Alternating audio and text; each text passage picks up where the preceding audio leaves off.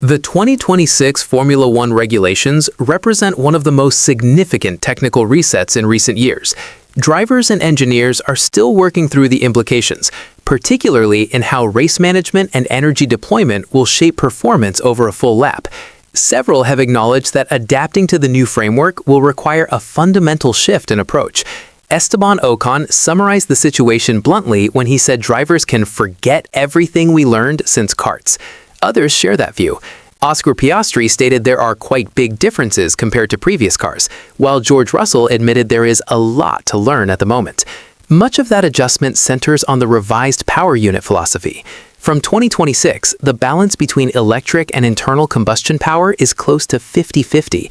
Battery recovery and deployment will therefore play a decisive role across all 24 Grand Prix. Drivers will need to conserve energy at specific phases of the lap to maximize performance later.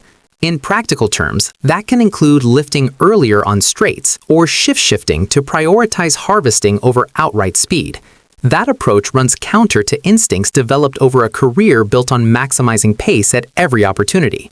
Lando Norris, the reigning world champion, described battery management as the biggest challenge at the moment.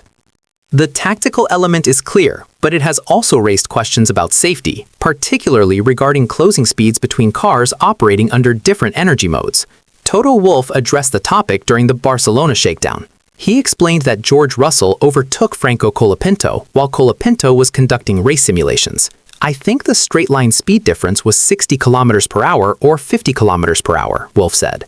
Such figures underline how energy deployment strategies can create significant performance gaps on the same stretch of track. Wolff believes this dynamic will reshape racing.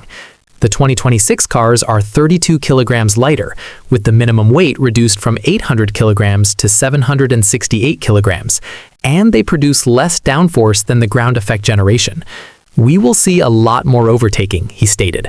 We will see it in areas we wouldn't expect. He added that beyond pure speed, intelligent driving and tactical awareness will become more visible to viewers. Concerns remain about circuits with limited visibility, such as Jeddah. Russell had previously warned that impacts at 360 to 370 km per hour would be extreme. However, he now argues that in dry conditions, the higher closing speeds should not present a major issue.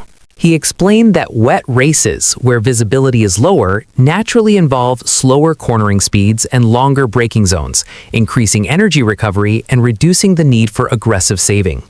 In wet conditions, there should be enough energy to spend across the lap, and you shouldn't have those big closing speeds, Russell said. His view is that lower corner speeds and earlier braking offset the potential risk created by uneven deployment strategies. Piastri echoed that perspective after running in Barcelona.